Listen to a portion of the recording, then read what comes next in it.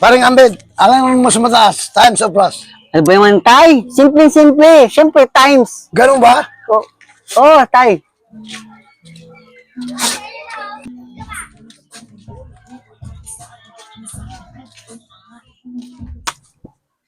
Tunying, Ano yan, tay? sabi ni Paring Ambed, mas mataas ang multiplication kasi addition.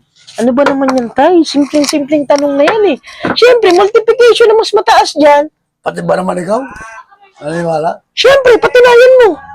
O sige, ito. 3 times 3. 9, 3 plus 3. 6, okay, Tam? Mas mataas yung multiplication kaysa addition? Sa unang tanong pa lang yan. Ay, ganun ba? Patunayan mo. O ito ba? 2 times 2. 4. 2 plus 2. 4. Parehas pa lang yan. Parehas na. Oo nga, no.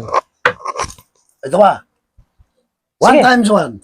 1, 1 plus 1. 2. Oh, niwala ka na, mas mataas yung addition. Oo nga, no. Paano nangyari yun?